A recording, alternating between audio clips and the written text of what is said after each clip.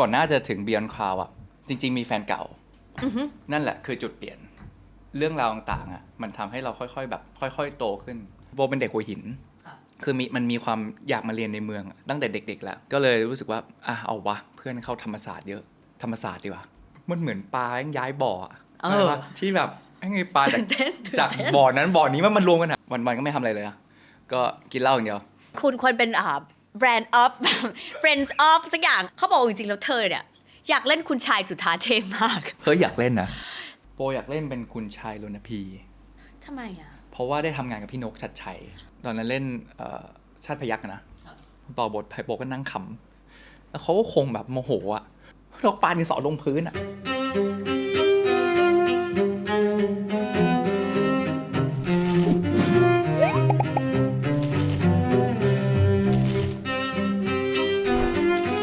สวัสดีคุณอาโปนะคะสวัสดีครับยินดีต้อนรับสวัสดีค่ะยินดีต้อนรับสู่ลาซัฟเฟอร์มื้อสุดท้ายก่อนตายคุณเป็นแขกที่เสื้อผ้าสีสันสดใสที่สุดในรายการนี้เลยดิฉันจะบอกให้ฟังจริงเหรอใช่ซึ่งดีนี่คือจัดไฟสีเหลืองมาเนี่ยมันก็นวลๆละกันเป็นขาวๆเหลืองๆไม่ผมมองทุกอย่างเป็นสีเหลืองหมดเลยเฮ้ยโปรู้จักก้อยเยอะขึ้นนะเดี๋ยวนี้เห็นก้อยในข่าวเยอะเห็นไปเดินเขาอยู่กูมาคนเดียวซะด้วยไม่มีใครช่วยกูเลยกูมาคนเดียวซะด้วยแต่วันนี้เหมือนมันจะจริงจังแต่ว่าเราก็ค่อยๆเป็นค่อยๆไปเชื่อว่าทุกคนจะได้รู้จักอาโปในมุมที่ดีขึ้นรวมถึงก้อยด้วยเรามาเริ่มกันเลยดีกว่าโปปกติมันก็จะมีคนว่ามองว่าอาโปเป็นคนอย่างงู้นอย่างนี้อย่างนั้นอาโปคิดว่าถ้าบอกตัวเองว่าฉันเนี่ยเป็นคนมีลักษณะนิสัยแบบเนี้ยพูดถึงอาโปฉันเป็นคนประมาณเนี้ยคิดว่าอาโปเป็นคนแบบไหนณวันนี้โปเป็นคนจริงจังแต่ว่าสบายจริงจังที่ไม่เครียดจริงจังที่ไม่เครียดตรงตัวกับทุกเรื่อง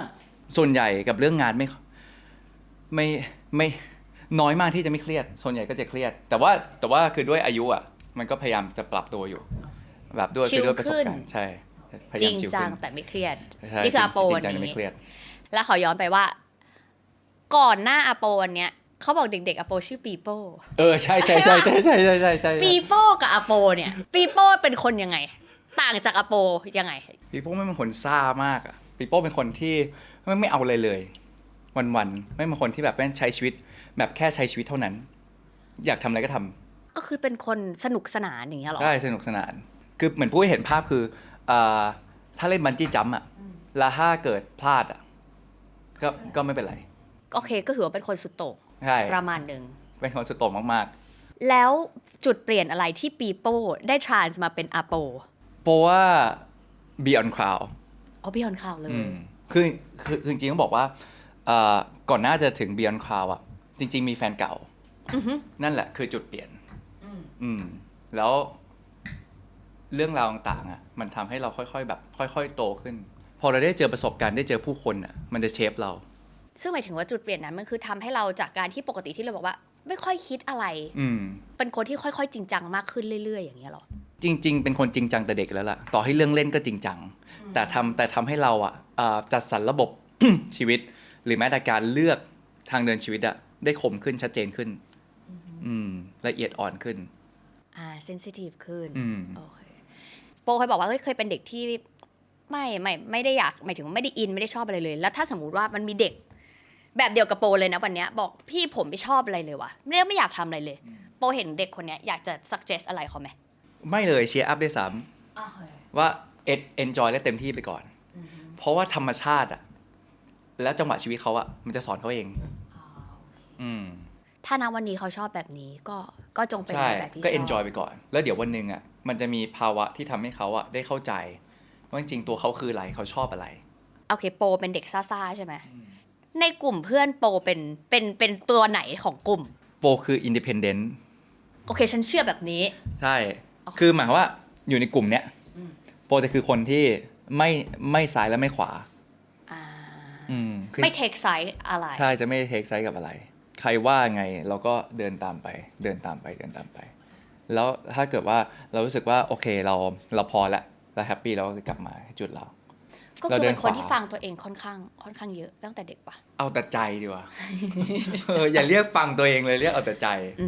คือมันมีเรื่องนึงที่ก็ได้เสิร์ชมาเขาบอกว่าโปเรียนวิศวะไปปีนึงเกือบปีแล้วโปก็คุยกับตัวเองว่า ไม่ใช่แล้วช่วยเล่าเรื่องนั้นให้ฟังนิดนึงได้ปะเอาตามตรงเลยที่พอเรียนเสร็จใช่ไหมเรียนที่โยธินพอจบอะทุกคนก็จะต้องคิดแล้วว่าจะไปเรียนต่อที่ไหนจุฬาธรรมศาสตร์มหิดลนู่นนี่นั่นเรามีความเชื่อว่าจบไปอะเราต้องได้เรียนที่มันแบบติดท็อปอะท็อป5หรือท็อป10อะไรพวกเนี้ยทำให้เรารู้สึกว่าเราจะได้มีอนาคตที่ดี แล้วเสร็จปั๊บ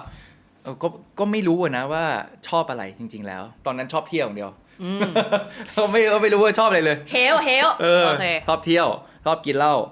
เต็มที่ก็เลยรู้สึกว่าเอาวะเพื่อนเข้าธรรมศาสตร์เยอะธรรมศาสตร์ดีกว่าธรรมศาสตร์นี่เราเชื่อว่ามันท็อป5โอเคเสร็จปั๊บเราก็เลยตามเพื่อนไปแล้วเรียนคณะเลยวะธรรมศาสตร์โหมันโล่งๆไปเลยมันโล่งเลยอ่ะแล้วก็เลยรู้สึกว่าโอเค SIT เนี่ยเขาสอบตรงวิศวะอินเตอร์เราก็เลยโอเคไปสอบตรงพอสอบเสร็จปั๊บเฮ้ยบังเอิญฟุกติดเว้ยบังเอิญฟุกไม่ได้บอกว่าเก่งฟุกโอเคฟุกแล้วเสร็จปั๊บพอเข้าไปอ่ะจินตนาการว่าเฮ้ยโหแม่งเรียนเยอะมากเลยว่ะแม่งเรียนยากด้วยยังไงดีวะแต่ว่าไอ้เรื่องเรียนเอาไว้ก่อนไอ้ชีวิตใหม่ในรู้ว่าเด็กมหาลัยอ่ะมันโคตรมันเลยว่ะคือจากตอนแรกอะที่เราอยู่โยธินใช่ไหมมันแค่โรงเรียนเดียวใช่ป่ะมันแค่สังคมเล็กๆซึ่งนิดเดียวตอนโยธินเนี่ยคุณก็มันอยู่แล้วด้วยมันอยู่แล้วมันอยู่แล้ว okay. เสร็จปั๊บพอมาเข้าธรรมศาสตร์อะเฮ้ยมันเหมือนปลาย้ายบ่อที่แบบไงปลาจากบ่อนั้นบ่อนี้มันรวมกันหาแล้วโอ้แล้วเราเป็นเด็กต่างจังหวัดโบเป็นเด็กหัวหินคือมันมีความอยากมาเรียนในเมืองตั้งแต่เด็กๆแล้วมีความทะเยอทะยานแต่เด็กแล้วเสร็จปั๊บพอวันนี้มาที่มาอยู่มหาลัยอะมันเห็นเด็กกรุงเทพเห็นเด็กจังหวัดนั้นมันเลยยิ่งตื่นเต้นไปอีกอะโอ้โหนี่หรือชีวิต อ้าวก็อย่างนี้ก็แปลว่าชอบปะชอบบรรยากาศไม่ได้ชอบเรียนโอเคไม่ได้ชอบเรียนเลยก็เลยย้ายเรื่องนี้ไว้ก่อนนะแต่ชอบบรรยากาศวันๆก็ไม่ทำอะไรเลยก็กินเหล้าอย่างเดียวใช่กินเหล้าอย่างเดียวคุณควรเป็นbrand of friends of สักอย่างโอเคต่อเล่นสเก็ตบอร์ดถึงเช้าแล้วก็ไปกินไก่ย่างแล้วก็ฟังเรื่องผีกับเพื่อนนอนรวมๆกันก็ไม่ทำอะไรเลยวันๆแล้วพอทุกครั้งที่ต้องเข้าคณะไปเรียนมันจะมีความรู้สึกว่าไอตอนเจอเพื่อนไอตอนบรรยากาศอย่างนั้นมันสนุกว่ะแต่พอเข้าคลาสเรียนรู้สึกว่าเฮ้ยมันจริงจังว่ะแล้วถ้าเราเรียนทั้งหมดเนี้ยแปลว่าถ้านับไปพอจบไปเราก็ต้องใช้ทั้งหมดที่เราเรียนเนี้ยใช่ไหมงั้นแปลว่ามันก็นั่งอยู่แต่โต๊ะสิวะมันก็เลยมาตอบคำถามตัวเองด้วยว่าโอเคไม่เราจะไม่ทำงานนั่งโต๊ะคือสิ่งเหล่านี้มันก็คืออยู่ดีๆมันก็ผุดขึ้นมาแล้วก็ตั้งคำถามแล้วก็ได้คำตอบใช่ไม่ตั้งคำถามกับตัวเองไปเรื่อยๆเหมือนแบบทุกครั้งที่หลับตาลงหมอนไม่หลับเว้ยต้องคิดมันจะมีเรื่องให้จินตนาการแล้วเราคิดว่านี่แหละคือสิ่งสำคัญที่เราต้องคิดก่อนนอนพอ enlighten ได้ว่าเฮ้ยเราไม่ได้ทำงานนั่งโต๊ะแน่เลยว่ะก็เลยตัดสินใจโอเค drop ดีกว่าซึ่งเราเดินไปสื่อสารกับที่บ้านยังไงไม่ได้บอกไม่บอกเลยไม่บอกเราออกไปเงียบๆซ่ามากโอเคแล้วยังไงต่อคือเขาก็บ่นนะเพราะว่าค่าเทอมมันแพง SI คือถ้าใครรู้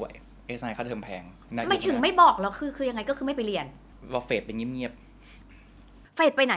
อยู่บ้านไม่เฟดอยู่ที่หอปาร์ตี้เหมือนเดิมก็คือคุณอยู่หอโอเคคือออกจากสังคมที่เรียนออกมาแต่ยังใช้ชีวิตอยู่เหมือนเดิมก็ยังอยู่ที่นั่นไปปีกว่าเฮฮาก็เหมือนเดิมกินเหล้าปาร์ตี้ฟังเรื่องผีenjoy ชีวิตไปจนกระทั่งเพื่อนเริ่มขึ้นปี2แล้วไอ้เพื่อนที่ยังเรียนอยู่มันมีแบบ 3-4 คนพอมันเริ่มขึ้นปี2แล้วมันก็เริ่มแบบเฟดออกจากเราไปบ้างมันจะมีความจริงจังแล้วเราจะรู้สึกว่าเฮ้ยมันเปลี่ยนไปเขาเที่ยวกับเราจริงแต่เขาจะมีความจริงจังมากขึ้นเรารู้สึกเซนส์ที่มันเปลี่ยนไปเรารู้สึกว่าแล้ว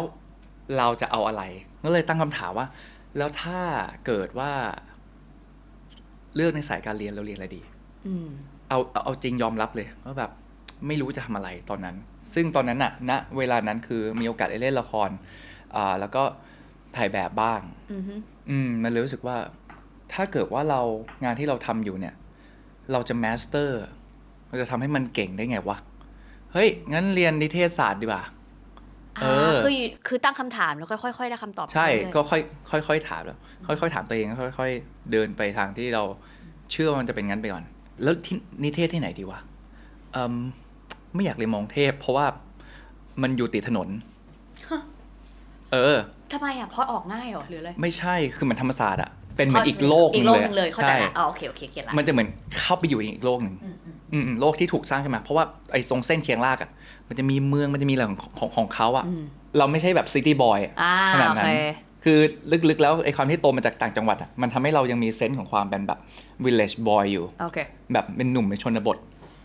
เราก็เลยรู้สึกว่าโอเคเรียนรังสิตดีกว่าแล้วทั้งหมดทั้งมวลเนี้ยเราดีลกับที่บ้านยังไงหรือที่บ้านก็คือตามใจเราก็เชื่อว่าเด็กหลายๆคนอ่ะมันก็น่าจะมีโมเมนต์จริงๆเข้าไปเหมือนจะชอบแต่ไม่ได้ชอบว่ะแล้วมันก็คงมีคำถามว่าคุณต้องจัดการยังไงอ่ะพี่โปรู้สึกไงคือผมคนเอาแต่ใจมากๆอ่ะมันเลยแบบคือชัดเจนคือเหมือนพอเขาบ่นอะไรเราก็แบบเฟดเอาเวไปแล้วเราก็ไปใช้ชีวิตของเราเองโอเคคือบังเอิญว่าช่วงนั้นอ่ะเราอ่ะเริ่มทำงานแล้วมันเลยมีเงินในฐานะนักแสดงพวกนายแบบอย่างเงี้ยอยู่มันเลยทำให้เราโคตรอินดิเพนเดนต์ไปใหญ่โคตรแบบดื้อไปใหญ่เราเลยแบบจัดการชีวิตตัวเองและไอการดีลว่าเราจะเรียนอันเนี้ยให้มันสักเซสยังไงอ่ะอันนั้นคือไม่รู้เอาจริงยอมรับว่าเหมือนแค่อยากเรียนให้จบไปก่อนแค่เรียนให้ตรงสายแล้วจบไปก่อนก็คิดว่านั้นน่าจะเอาไปใช้กับสิ่งที่ทำงานได้แล้วก็คิดว่าจบไปแล้วไงต่อวะแล้วเราทำงานวงการเนี้ยไปเรื่อยๆแบบนี้เหรอมันก็แค่แสดงเสร็จปั๊บไปรับอีเวนต์เสร็จก็แค่แสดงแล้วไปรับอีเวนต์แล้วแค่แสดงงั้นสิ่งที่เราจะได้มันก็ได้แค่เงินสิแล้วสิ่งที่โปรจะได้ต่อไปมันคือบ้านแต่งงานมีรถนี่เหรอไม่สิมันไม่สนุกละ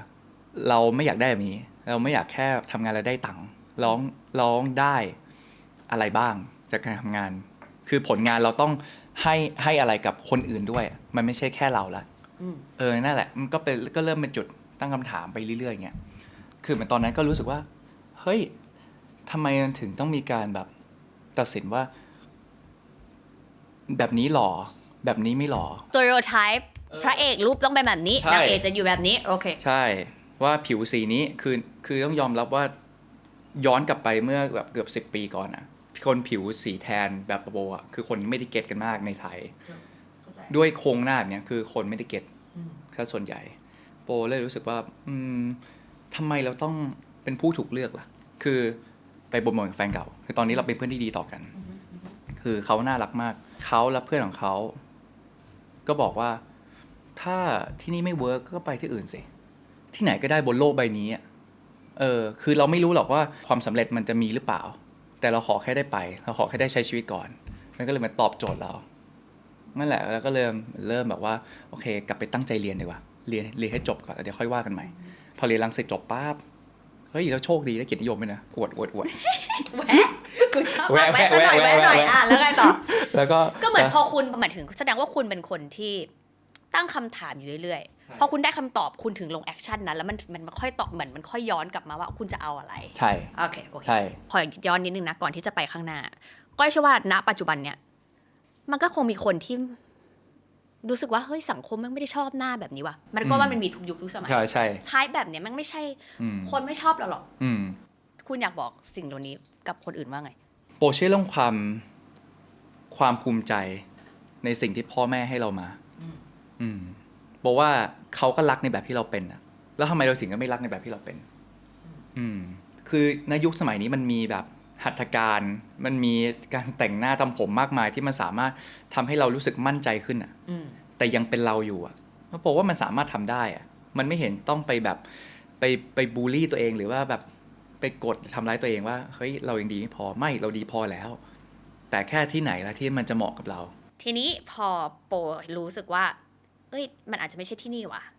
ทำไมมันถึงเป็นนิวยอร์กทำไมถึงเป็นช้อยส์นั้นคือมันบังเอิญว่ารุ่นพี่คนนั้นน่ะที่ตอบโจทย์ว่าถ้าที่นี่ไม่เวิร์กก็ไปที่อื่นสิวะคือเขาบังเอิญว่าเขามีโอกาสได้ไปนิวยอร์กบ่อยๆเพื่อที่ไปหาความรู้เกี่ยวกับเรื่องโปรดักชันเกี่ยวกับเรื่องอะไรเงี้ยเหมือนพอเราเห็นเขาอะเรารู้สึกว่าเฮ้ยเหมือนเขาได้ไปเจอโลกมากมายอะคือมันเป็นเซนส์เดียวกับตอนเข้าธรรมศาสตร์เนาะที่แบบผู้คนใช่ปลาบอใหม่ผู้คนมากมายมารวมกันแล้วนิวยอร์กเป็นแบบบิ๊กแอปเปิลอ่ะเป็นแบบเมลติ้งพอตที่ทุกคนต้องไปอ่ะแล้วโปก็เลยลองไปเที่ยวดูก่อนมันก็เลยเหมือนได้คำตอบต่างๆว่าที่นี่มันตรงกับความเชื่อเราจริงๆด้วย ผู้คนมันหลากหลายจริงๆแล้วทุกคนมันแบบคือจังหวะก้าวเดินอ่ะไม่เหมือนกับเมืองไทยที่เราเคยอยู่ที่นิวยอร์กอ่ะผู้คนแม่งเดินแบบปับแล้วทุกคนจริงๆทุกคนเดินแบบมีเป้าหมายสุดๆใช่เพราะทุกวินาทีคือเงินทุกวินาทีคือการใช้ชีวิตแล้วมีคนที่เก่งกว่าเราเสมอมันเลยทำให้เรารู้สึกว่าที่นี่แหละคือที่ที่เราน่าลองนั่นเลยทำให้โปอ่ะขายของทุกอย่างทิ้งที่เมืองไทยขายทุกอย่างทิ้งหมดเลยตอนนั้นโปมีสัญญาอยู่ปะจะหมดแล้วตอนนั้นจะหมดด้วยโอเคโปก็เลยรู้สึกว่างั้นทุกชิฟเลยใช่ก็ชิปไปเลยดีกว่าพอไปอยู่ต่างประเทศอะอะไรที่แกว่ามันชัดหรือว่ามันแตกต่างมากๆหรือเป็นสิ่งที่เรารู้สึกว่าสิ่งเนี้ยแม่งดีว่ะที่เราได้ไปอยู่ที่นี่อะว่ามันดีหมดแหละที่เราได้ออกจากคอมฟอร์ทโซนอะแล้วเราได้กล้าที่จะยอมรับอะไรใหม่ๆอะถ้าเกิดว่าไอตอนที่ไปครั้งแรกอะตอนนั้นรู้สึกว่าที่นี่มันหลากหลายว่ะเราน่ามาลองแต่ที่มัน enlighten จริงๆมันคือตอนที่โปได้ไปอยู่จริงๆพอไปอยู่จริงๆอะมันทำให้โปรู้สึกว่าเฮ้ย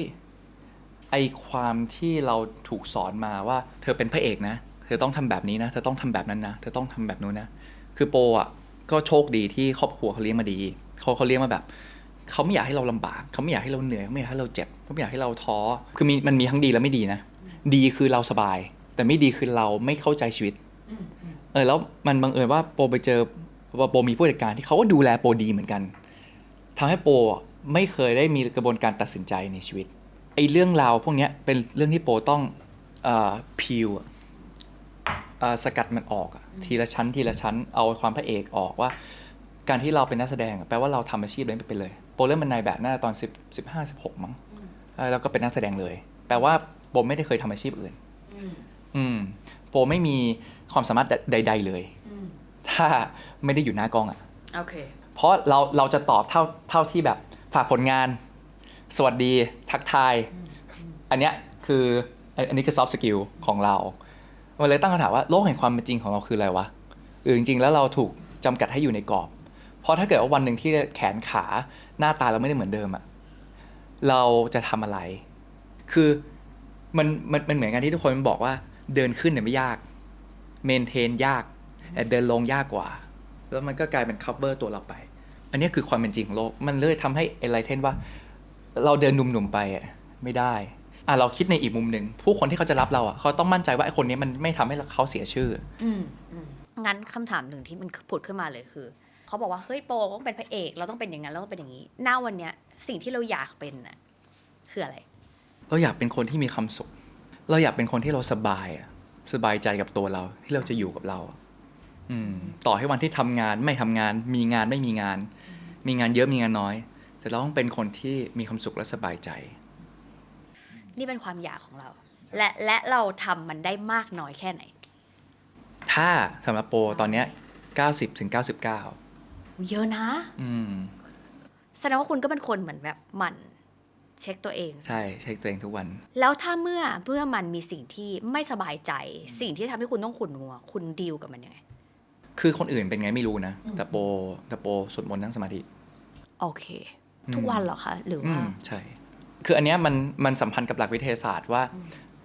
สมองคนเรามันโฟกัสได้สิ่งเดียวถ้างั้นณเวลาที่เราโฟกัสสิ่งเดียวเนี่ยมันคือการรีเช็คเลยว่าทุกครั้งที่เราสวดคือจริงๆจะชาติไหนภาษาไหนเขามีบทสวดเป็นของตัวเอง okay. แล้วทุกครั้งที่สวดมันเหมือนการรีเฟกว่าเราได้ยินเสียงตัวเองไหมหรือเราแค่พูดหรือใจเราคิดอย่างอื่นเนี่ยแล้วพอมันเป็นการรีเฟกว่าเราได้ยินเสียงตัวเองแล้วเท่ากับว่าในช่วงโมเมนต์ช่วงครึ่งชั่วโมงเนี่ยที่เราสวดมนต์เนี่ยแปลว่าเราไม่มี second thought หรือสิ่งอื่นที่มันอยู่ในความคิดพอสมองมันเขาเรียกว่าสงบนะมันจะเชื่อมต่อกันเองนิวรอนมันจะเชื่อมต่อกันในสมองของมันเองมันทำให้ทุกอย่างมันถูกจัดระบบสมมติปัญหาเข้ามาเยอะ10 อย่างเราสามารถเกลี่ยเป็นลำดับแล้วค่อยๆจัดทีละอันทีนี้ขอกลับมาในสู่ของวงการบันเทิงโปทำอะไรมาหลายอย่างมากเนาะถ้าเลือกได้แค่งานหนึ่งเลยที่เรารู้สึกว่านี่คืองานที่เราหันหลังกลับมาแล้วเรารู้สึกภาคภูมิใจที่สุดเลือกได้แค่งานเดียวคุณเลือกอะไรคือถ้าณตอนนี้คือตีใหญ่ในเรื่องตีใหญ่เลือกดาวโจนส์ okay. ที่จะฉายใน Netflix นะครับ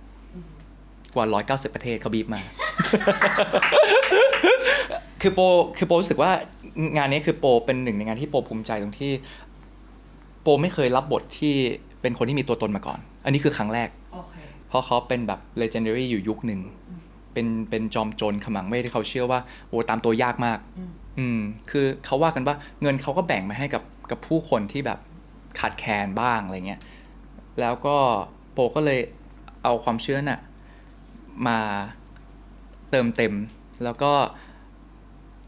ปรับเปลี่ยนเป็นตีใหญ่ในมุมมองของโปแต่พูดอย่างนี้รู้เลยว่าคุณเป็นคนสนุกกับการ create ใช่แล้วก็ค่อยๆสร้างตัวละครออกมาในรูปแบบของคุณใช่โปเลยเลือกงานนี้เพราะว่ามันสามารถเป็นได้ทุกอาชีพเหมือนถ้าย้อนกลับไปตอนเด็กอะถามว่าโตขึ้นอยากเป็นอะไรเราอยากเป็นมากมายอะพอโตมาเราเลือกได้ไม่กี่อย่างเองอย่างงี้คิดว่าตัวการเป็นนักแสดงมันตอบโจทย์กับทุกสิ่งในเวอร์ชัน2025ของตีใหญ่เลือกดาวโจนเนี่ยเขาเลยเล่าถึงความสัมพันธ์ของเพื่อน2คนระหว่างตีใหญ่กับเลิกแล้วก็มีดาวเข้ามามันเลยกลายเป็นตีใหญ่เลิกดาวโจนมันมีความเป็นชีวิตส่วนตัวใช่มากขึ้นมันเลยพาร์ทอินเทอร์นอลเนี้ยเข้ามาซึ่งเดี๋ยวเราจะรับชมได้ที่ Netflix ครับผมกว่า190ประเทศทั่วโลกโอเคถือว่าเป็นการมาโปรโมทและแนบเนียนด้วยแต่อยากรู้ว่าอโปคิดว่าอโปประสบความสำเร็จหรือยังวะโคตรคำว่าสำเร็จของอโปคืออะไรสำเร็จคือได้ทำในสิ่งที่เราไม่คิดว่ามันจะทำได้และให้ผู้คนได้มากขนาดนั้นสิ่งที่โปรู้สึกสำเร็จที่สุดอะแล้วมันตราตึงโปที่สุดคือตอนที่เล่นคอนเสิร์ตเวิลด์ทัวร์ที่ไทยครั้งแรกอะโปรู้สึกสำเร็จที่สุดแล้วเพราะว่าอะไรแล้วหลังจากนั้นคือเอ็กซ์ตร้าคือต้องบอกว่าจริงโปอยากเป็นแค่นักแสดงโปไม่อยากทำเลยนอกจากการเป็นนักแสดงงั้นคือไอคอนเสิร์ตคินพอชเนี่ยมันทำให้โปรู้สึกว่าเฮ้ยเราเต้นก็ได้วะเราร้องเพลงก็ได้วะเราทำนู่นนี่นั่นก็ได้วะเราสามารถแบบไลฟ์โชว์ก็ได้วะตรงที่แบบเราเป็นตัวละครเลยแล้วก็ถ่ายทอดมันเลยโดยที่มันไม่มีคัทอ่ะมันเจ๋งอ่ะแล้วเราสามารถเห็นรีแอคชั่นของผู้คนได้เลยแล้วสิ่งที่ผู้คนได้รับกลับไปคือโหเต็มอิ่มว่ะพลังงานมันไลฟ์เนาะใช่เลยก็เลยรู้สึกว่านั้นมันเป็นความสำเร็จที่สุดแล้วคือไม่ได้เกี่ยวคนเยอะคนน้อยนะแต่เกี่ยวกับว่าเราได้ทำอะไรไปแล้วบ้างโฟกัสดีอันนี้สำหรับก้อยที่ฟังก้อยว่าโฟกัสที่ดีจะนำพาเราไปสู่จุดที่ดีนะก่อนที่จะไปเซสชั่นคือจริงๆเป็นเมนคอร์สที่เราต้องมาพูดเรื่องนี้จะปิดก่อนท้ายเชื่อว่าคนอยากรู้โปมองความรักแล้ววันนี้เป็นยังไงโปมีก็ดีไม่มีก็ได้โอเคแต่ถ้าเกิดว่าความสัมพันธ์ของครอบครัวเราแข็งแรงบอกว่าอันนั้นมันคือสิ่งที่ตอบโจทย์เรามากกว่าเพราะสุดท้ายถ้าเกิดความรักที่มีแล้วมันส่งเสริมกันน่ะแล้วเป็นความรักที่มันไม่ได้คาดหวังว่าเราต้องเป็นใครเราต้องดีที่สุดสำหรับเขาหรืออะไรก็ตามเราแค่อยู่ด้วยกันและใช้ชีวิตกันไปอันนั้นมันน่าสนใจโอเคก่อนไปเมนคอร์สมีอันหนึ่งที่มันถูกเป็นลิสต์คำถามที่ฉันอยากถามเธอมากเขาบอกจริงๆแล้วเธอเนี่ยอยากเล่นคุณชายจุฑาเทพมากอยากเล่นนะเราเป็นหนึ่งในความเสียดายอยากช่วยเล่าให้ฟังหน่อยคือมันยังไงอะเหมือนตอนนั้นโปอยู่ช่อง3ใช่ไหมแล้วโปก็เชื่อว่ามันจะเป็นเหมือนหมุดหมายของนักแสดงหลายคนว่าอยากจะเล่นจุฑาเทพซึ่งตอนนั้นได้วางไว้ไหมว่าเราเป็นคุณชายคนไหนหรือไม่ได้วางเลยไม่ได้วางแค่ได้เป็นส่วนหนึ่งก็แฮปปี้เพราะว่าคือเอาจริงโปเป็นคนชอบเรื่องเสื้อผ้าแต่เด็กโปเป็นคนชอบแฟชั่นแต่เด็กงั้นคือการเล่นจุฑาเทพมันคือเสื้อผ้ามันจะเต็มไงแล้วมันอยู่ในความชอบโปอยู่แล้วเป็นภาพที่เราอยากเห็นโอเคแล้วเราจะแต่งตัวงั้นออกไปไหนโอเคเราต้องแต่งอยู่ในละครนี่แหละชัดเจนเพราะเอาอยากแค่ตีใหญ่เนี่ยคุณก็มันละใช่แต่ถ้าสมมตินะถ้าจะให้เล่นด้วยความที่มันผ่านมาแล้วสมมติตอนนั้นได้เล่นคุณจะเล่นเป็นตัวไหนโปอยากเล่นเป็นคุณชายรณพีทำไมอ่ะเพราะว่าได้ทำงานกับพี่นกชัดชัยแสดงคุณเป็นคน value คนที่อยากทำงานด้วยใช่เพราะว่าพี่นกคือคนที่บอกกับโปว่าอันเนี้ยเองทำเป็นอาชีพได้นะสิ่งที่ทำอยู่เนี่ยตอนนั้นเล่นชาติพยัคฆ์นะต่อบทไผ่โปก็นั่งขำแล้วเขาก็คงแบบโมโหนกปาดินสอลงพื้นหรอแล้วพี่ผู้ช่วยบอกว่าพี่นกไม่เคยปาอย่างเงี้ยโปเป็นคนแรกใช่มันเหมือนแบบเราโฟกัสไม่เป็นคือเราไม่เข้าใจเว้ยเราไม่เข้าใจแบบความจริงจังหรือหน้าที่การงานคือเราไม่เข้าใจ เราแค่เหมือนแค่ทำไปเหมือนมีโอกาสก็ทำอะไรเงี้ยเสร็จปั๊บเขาป้าดินสอเราก็เริ่มแบบเก็บทรง รู้เรื่องละ เก็บทรงแล้ว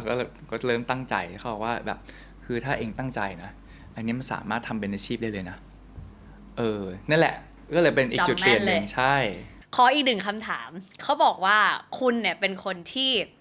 เขาเรียกว่าอะไรอยากรู้อะไรต้องอยากรู้จริงๆคุณเคยดื่มแอลกอฮอล์แทนน้ำใช่ทำไมคุณทำสิ่งนั้นทำไมนะโปดูเจมส์บอนด์007มาคุณเป็นคนภาพเหมือนกันนะเป็นคนอินสปายด้วยแบบใช่ ผมคนอินสปายด้วยภาพโอเคแล้วดูเจมส์บอนด์แล้วไงต่อเขากินเบียร์แล้วรู้สึกโอ้โหกินเบียร์เท่ว่ะแล้วก็เอาเบียร์ใส่เต็มตู้เย็นจนล่าสุดเจอเพื่อนที่อยู่ที่หอด้วยกันมาบอกว่าตอนเจอมึงครั้งแรกกูงงเหมือนกันนะกูไปที่ห้องมึงกูเปิดตู้เย็นมึงแบบเฮ้ยทำไมมันมีเบียร์หมดเลยวะโอ้กูกินทุกเช้านี่เพื่อนที่อยากจะเหมือนกับเจมส์บอนด์โอ๊ยกูจะบ้าอยากเหมือนเจมส์บอนด์โอเคถามว่าทำไมต้องกินวะคุณสุดโต่งกันแล้วตอนนั้นอ่ะก็ไม่กล้าบอกเว้ยมันก็เลยว่าเดี๋ยวนอนไม่หลับไปกินตอนเช้าเดี๋ยวนอนไม่หลับแล้วคือยังไงแล้วคือคุณก็ดันบาร์สุดแล้วมันเลิกไงมันตั้งคำถามกับตัวเองเว้ยโอเคว่าชีวิตเราจะเอาแค่นี้เหรอวะอ่ากินจนแฮงก์จนแบบว่าตื่นรู้แล้วก็นั่นแหละก็เลิกโอเคแต่ว่าข้อเสียคือท้องก็ไม่ค่อยดีนะตอนนี้ก็รักษาอยู่แต่นี่คือหายแล้วแต่แค่บอกว่าแบบคือถ้าใครจะสุดโต่งไงก็รักษาตัวเองด้วยตอนนี้มันเด็กมากอ่ะชัดเจนมาเข้าสู่เมนคอร์สจริงๆด้วยเรื่องกินพอพูดถึงมื้อสุดท้ายก่อนตายเนาะอยากรู้ว่าเราเป็นคนมีทัศนคติเกี่ยวกับคำนี้ยังไงคิดถึงมันบ้างไหมหรือว่าจริงๆแล้วเราก็กลัวอะไรเงี้ยทุกวันนี้มีเป็นกังวลนิดนึงแต่ก่อนที่แบบว่าปฏิบัติธรรมเยอะๆมากๆโดยที่แบบไม่เอาอะไรในชีวิตเลยอ่ะก็ไม่ได้กลัวก็แค่รู้สึกว่าแบบชีวิตก็ผ่านมาแล้วผ่านไปแต่ทุกวันนี้ก็เริ่มคิดแล้วว่าโหเรามีโอกาสทำอะไรให้ผู้คนได้มากมายอ่ะเพียงแค่เราคนเดียวสมมติว่ามีแฟนๆมาใช่ไหมแฟนแค่เดินมาทักทายแตะมือมองหน้ากันอ่ะเฮ้ย1,000 คนนั่นอ่ะสมมติเฮ้ยเขามีความสุขนะเขาแฮปปี้ละโอ้รู้สึกว่าบทแค่เราคนเดียวเองเราทำอะไรได้มากมายแล้วคิดดูดิว่ากับเพื่อนอีกนักแสดงแบบอีกเป็น10แปลว่าเราสามารถแบบสร้างโลกที่แบบเต็มอิ่มที่มีความสุขได้กว้างแล้วเราเป็น1 คนในนั้นแล้วเราจะตายทำไมวะมันก็เลยเหมือนเริ่มเปลี่ยนความคิดละทุกวันนี้ก็เลยรักชีวิตมากขึ้นก็เลยแอบกังวลเรื่องความตายนิดนึง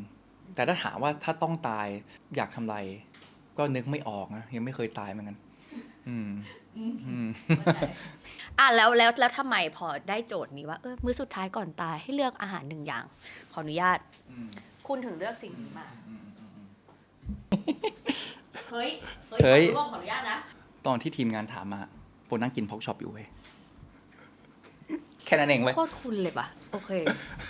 แล้วโปแค่คิดว่าเฮ้ยอาหารมื้อสุดท้ายแล้วก็แค่นึกถึงภาพ The Last Supper เฮ้ยมันโคตรฝรั่งเลยว่ะนั่นแหละสเต็กนั่นแหละโอเคแล้วก็คิดว่าถ้าตายไปเดี๋ยวไม่อิ่มจะแย่ไงเดินทางไกลใช่ปะเดี๋ยวเผื่อชาติหน้าหิวไม่ได้แต่ว่าณโมเมนต์นั้นที่ถามคือกินสิ่งนั้นอยู่ด้วยสิ่งนั้นอยู่มันก็เป็นปัจจุบันที่เรื่องที่จะตอบเพราะมันนึกไม่เอาจริงเวลานั้นน่ะจะตายอ่ะมันกินไม่ลงแล้วแหละเข้าใจลองจินตนาการแล้วกันนะถ้ามันถึงวันนั้นจริงๆอ่ะคุณเห็นใครบ้างหรือคุณอยากเห็นใครในวันสุดท้ายของคุณบ้างเห็นครอบครัวเห็นครอบครัวนั่งกินด้วยกันและผู้คนที่รักเราจริงๆก่อนที่จะถึงวันนั้นเนี่ยมันมีอะไรที่คุณแบบติดใจหรือรู้สึกเสียดายในชีวิตบ้างไหมหรืออยากกลับไปแก้อะไรเงี้ยถ้าอยากกลับไปแก้ไม่มีเลยแฮปปี้ด้วยซ้ำที่เป็นแบบนั้นเพราะมันทำให้เป็นโปรแบบนี้ถ้าเสียดายก็คือเสียดายถ้าไม่ได้โตไปในอนาคตนะคือมันก็ต้องยอมรับนะว่าอุบัติเหตุมันเกิดได้เสมอสิ่งต่างๆที่เราคาดเดาไม่ได้มันเกิดขึ้นได้เสมอมันแค่เสียดายว่าโหถ้าวันนี้เราทำอะไรได้ตั้งมากมายเราสามารถส่งต่อได้ขอกลับไปที่ภาพนั้นนิดนึงว่าโอเคสมมตินี่คือวันสุดท้ายที่คุณมาร่วมอาหารเนี้ยนะถ้ามันถูกจำกัดได้แค่3 คน แค่อยากรู้ว่ามีใครบ้างครอบครัวเหมือนเดิมคนไหนก็ได้ในครอบครัวโอเคอันนี้คือภาพของวันสุดท้ายเนาะแต่อยากรู้อีกภาพหนึ่งงานศพคุณเป็นคนแบบเคยคิดเรื่องงานศพหรือมีทัศนคติเกี่ยวกับงานศพยังไงไหมไม่ได้คิดเลยอะสิ่งที่เคยคิดก็คือว่าเอาศพเราไปทำเป็นปุ๋ยแล้วอยากให้มันมีประโยชน์ที่สุดคือบางคนเนี่ยเขาก็จะแบบว่าอาจจะที่เคยสัมภาษณ์มานะอยากให้มีเพลงแบบนี้อยากให้สีสันแบบนี้สมมุติคุณเลือกได้อะเป็นคนที่สามารถดีไซน์งานศพของตัวเองได้คุณมีว่าแบบนี้น่าจะชอบนะหรือจริงๆก็ไม่หมายอยากให้ไม่มีใครเลยด้วยซ้ำอะทำไมอะอยากให้แค่เราอยู่ตรงนั้นแล้วก็หายจากไปเพราะผู้คนอื่นก็เขาก็ดีเซิร์ฟที่เขาจะได้ใช้ชีวิตต่อโอเคคุณว่าระหว่างคุณไปกับคนที่คุณรักไปอันไหนที่มันมากมายทางความรู้สึกคุณมากกว่ากันคนที่รักไปสิเพราะว่าเราไม่ได้เป็นคนตัดสินใจนี่คือมนุษย์เราไม่ได้ชอบการเปลี่ยนแปลงอยู่แล้วเชื่อโปรเชื่อแบบนั้น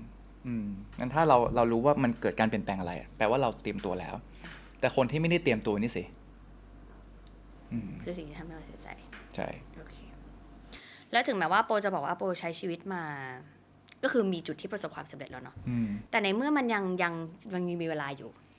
ขอเช็คลิสต์ทัก3อย่างที่รู้สึกว่ากู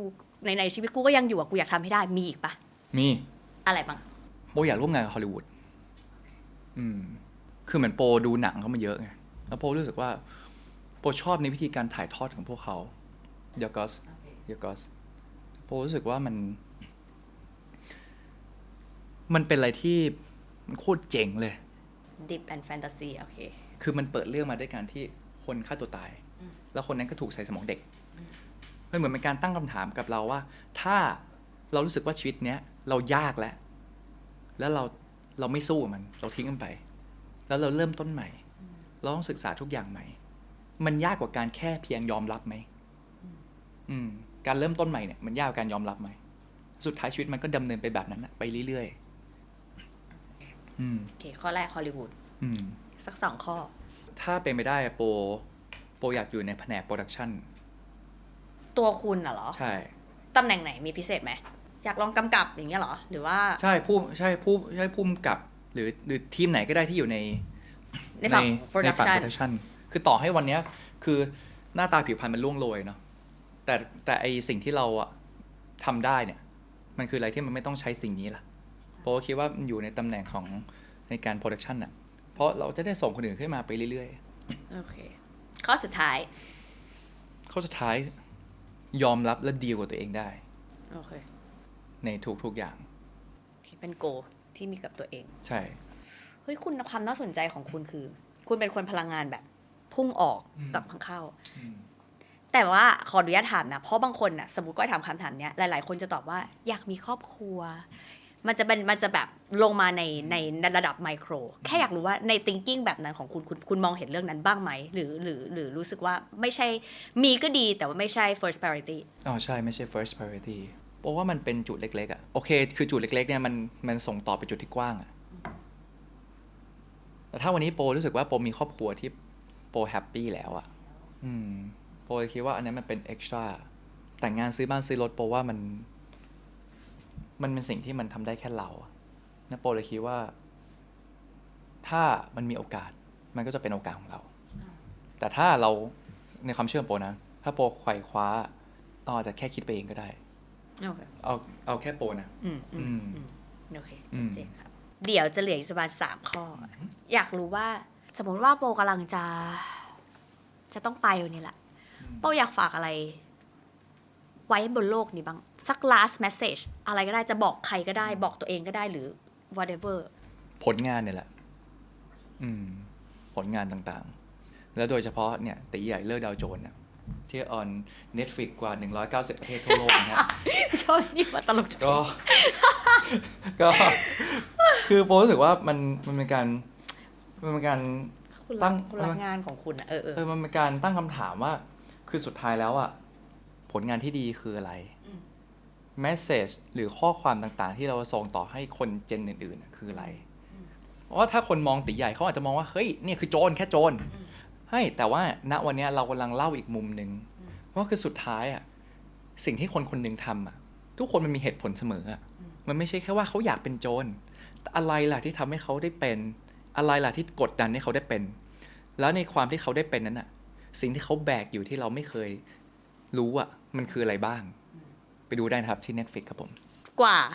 190 ประเทศทั่วโลกโอเคคือผลงานอันนี้คือคุณบอกคนอื่นไปเนาะเดี๋ยวจะมีคนเนี่ยที่เขาอยากจะฝากเมสเซจมาบอกคนด้วยถ้านี่เป็นมื้อสุดท้ายแต่ก่อนที่จะไปอันนั้น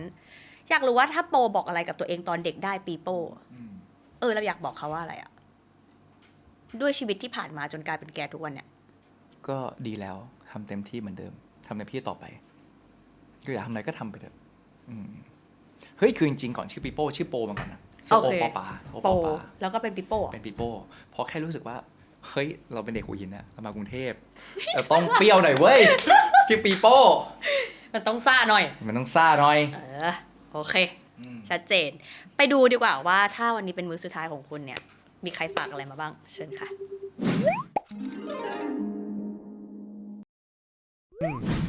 สมมติถ้าอโปจากไปแล้วนี่ยังไงนะอย่างแรกเลยก็ถามก่อนว่าอยากให้ส่งสูตรอะไรไปให้หรือเปล่าตัวไหนล่ะชอบสีไหนดีอะ แล้วก็จริงแล้วถ้าเกิดไปเนี่ยผมจริงก็คงต้องบอกเลยว่า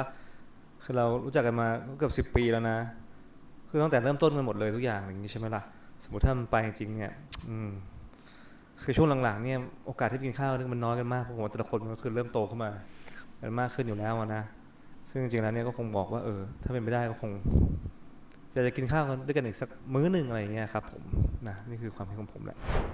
ครับ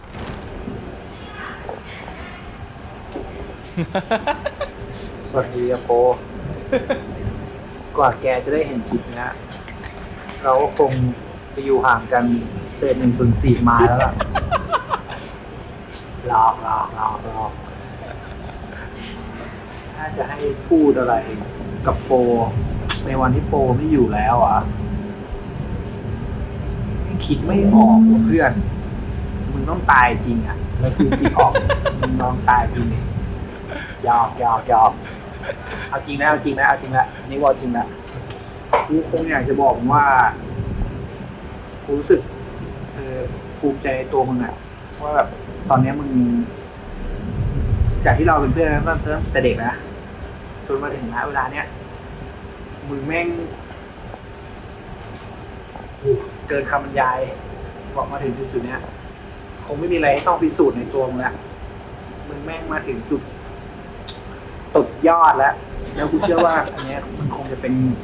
ความรู้สึกของคนทุกคนไม่ว่าจะเป็นคนรู้จักมึงคนรอบตัวมึงกูเชื่อว่าทุกคนก็คงคิดเหมือนกันถึงมึงถ้ามึงจะตายตอนนี้จริงๆมึงก็เท่มึงตายตอนไหนก็ได้ตอนนี้มึงเท่แล้วนะก็ประมาณนี้แต่มึงอย่าเพิ่งรีบตายนะเพื่อนกูยิ่งมีน้อยๆอยู่โอเคโปแนะนำทั้งสองท่านให้คนดูรู้จักนิดนึงคนแรกคือใครคนที่สองคือใครยังไงในชีวิตคนแรกคือพี่กายคือรุ่นพี่ที่โปเคารพคนหนึ่งคือโปว่าโปคงชอบสูตรเด็กๆเพราะดูเจมส์บอนด์พี่กายเขาเปิดร้านเพราะเขาแบบเชื่อว่าเฮ้ยเขาอยากให้คนไทยได้ใส่เสื้อผ้าที่แบบสูตรที่แต่งตัวแบบซิมเปิลง่ายๆแต่มันดูดีแล้วพอเขาเปิดร้านเพราะว่ามีโอกาสได้ไปเจอเขาที่ร้านแล้วก็พูดคุยกันแล้วรู้สึกเฮ้ยเขาโคตรมีแพชชั่นเลยว่ะก็นั่นแหละก็เลยเป็นจุดเริ่มต้นที่ทำให้เราได้รู้จักกันมาไอ้ช่วงที่พยายามเรียนภาษาเพื่อเตรียมตัวไปต่างประเทศมันทำให้ได้เจอเขาบ่อยเพราะว่าเหมือนพออยู่ทุกสิ่งมันก็ว่างแหละก็คือให้เรียนภาษาแล้วไปเจอเขาก็ไปพูดคุยไปกินข้าวกันไปเที่ยวกันอะไรเงี้ยมันเลยทำให้เราเริ่มสนิทกันมากขึ้นอีกคนหนึ่งชอบคำว่าหยอกตลอดเวลามากชื่ออะไรคะเพื่อนโบเรียกเขาว่าหลามเหรอคะเขาหลามงูหลามอย่างเงี้ยหรอแต่จริงๆเขาชื่อปาล์มหลามคือชื่อพ่อเขาไม่เกี่ยวนะคะอันนี้มันเกี่ยวกับโปเองซึ่งอันนี้คือเป็นเพื่อนตั้งแต่เด็กเลยอันนี้เป็นเพื่อนนั่นแหละที่โรงเรียนที่โยธินเข้ามาแรกๆก็เจอเนี่ยก็เติบโตด้วยกันมาก็เฮฮาเต็มที่กับชีวิตด้วยกันมาโอเคมีอะไรอยากบอกเขาไหมคะกับคำพูดที่เขาให้เราจริงๆก็อยากบอกทั้งสองคนแหละว่าดีใจที่มีพวกเขาในชีวิตดีใจที่ได้เจอกันทั้งคู่ต่างคนต่างเป็นคนที่ เขาไม่ค่อยพูดความรู้สึกกัน แต่เขาจะอยู่ข้างเราเสมอไม่ว่าเราอยู่พาร์ทไหนของชีวิต ก็ขอบคุณสำหรับทุกอย่างขอบคุณทุกสิ่งขอบคุณที่จริงใจต่อกันครับจริงๆวันนี้ก็รู้สึกว่าเราได้รู้จักอาโปในมุมที่ลึกซึ้งขึ้นแล้วก็เชื่อว่าทุกคนน่าจะคุณเป็นคนโพสิทีฟมากเลยแบบขอถามคำถามสุดท้ายเราว่าแกเป็นคนรู้จักตัวเอง positive and something อยากรู้ว่าแล้วทุกวันเนี้ยสมมติเศร้าหรือเจอเรื่องที่มัน extreme ด้านที่มันเป็นฝั่งลบอะมันยังเกิดขึ้นกับเราบ้างไหมหรือเราเทรนตัวเองมาจนรู้สึกว่ามัน